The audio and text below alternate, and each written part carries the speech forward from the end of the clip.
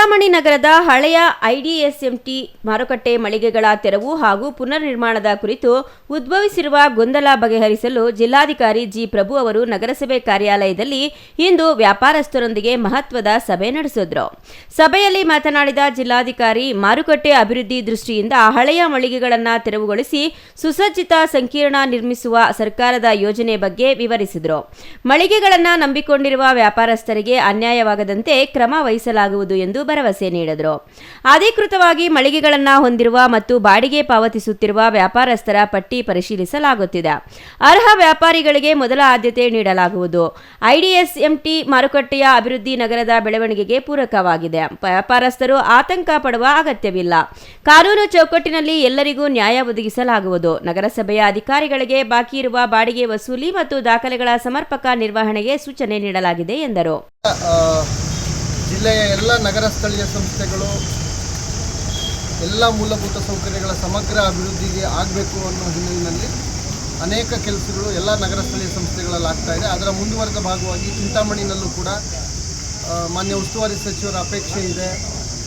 ಎಲ್ಲ ನಮ್ಮ ಅಧಿಕಾರಿ ವೃಂದ, ನಗರಸಭೆ ಎಲ್ಲರೂ ಸಂಕಲ್ಪ ಮಾಡಿದ್ವಿ. ಇಡೀ ಚಿಂತಾಮಣಿಯ ಎಲ್ಲ ಮೂಲಭೂತ ಸೌಕರ್ಯ, ಅದು ರಸ್ತೆ ಇರಲಿ, ಚರಂಡಿ ವ್ಯವಸ್ಥೆ ಇರಲಿ, ಒಳಚರಂಡಿ ವ್ಯವಸ್ಥೆ ಇರಲಿ, ಕುಡಿಯೋ ನೀರಿನ ವ್ಯವಸ್ಥೆ ಇರಲಿ, ನಮ್ಮ ಆಸ್ಪತ್ರೆ, ಸುಸಜ್ಜಿತವಾದ ಆಸ್ಪತ್ರೆ ನಿರ್ಮಾಣ, ಆಟದ ಮೈದಾನ ನಿರ್ಮಾಣ, ಇಂಜಿನಿಯರಿಂಗ್ ಕಾಲೇಜು, ಈ ಥರ ಇದರ ಮುಂದುವರೆದ ಭಾಗವಾಗಿ IDSMT ನಮ್ಮ ಏನು ಕಾಂಪ್ಲೆಕ್ಸ್ ಇದೆ, ಆ ಕಾಂಪ್ಲೆಕ್ಸನ್ನು ನವೀಕರಣ ಮಾಡಬೇಕು ಅನ್ನೋ ಒಂದು ಕಾಮಗಾರಿ ತಗೊಂಡಿದ್ವಿ.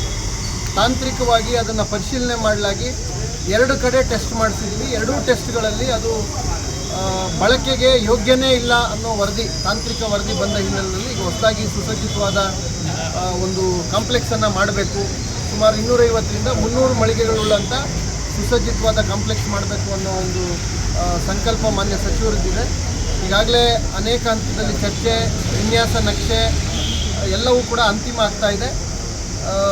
ಈಗ ಏನಲ್ಲಿ ವ್ಯಾಪಾರಸ್ಥರಿದ್ದಾರೆ ಅವರಿಗೆ 20-25 ದಿನದ ಹಿಂದೆ ಭೇಟಿ ಮಾಡಿ ಪ್ರಾಯೋಗಿಕವಾಗಿ ಅವ್ರ ಜೊತೆ ಚರ್ಚೆ ಮಾಡಿ ಅವ್ರಿಗೂ ಕೂಡ ಸಲಹೆ ಸೂಚನೆಗಳನ್ನು ಕೊಟ್ಟಿದ್ವಿ.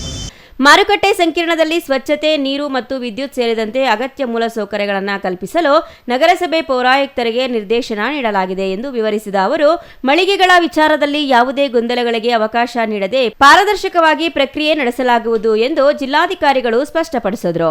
ಮಾರುಕಟ್ಟೆಯ ಮಳಿಗೆಗಳ ಬಾಡಿಗೆ ಪಾವತಿ, ಹಂಚಿಕೆ ಪ್ರಕ್ರಿಯೆ ಮತ್ತು ಮೂಲ ಸೌಕರ್ಯಗಳ ಬಗ್ಗೆ ವ್ಯಾಪಾರಸ್ಥರ ಅಹವಾಲುಗಳನ್ನು ಆಲಿಸಲಾಗಿದೆ ಎಂದು ತಿಳಿಸಿದರು. Imran Khan, CTV news, Chintamani.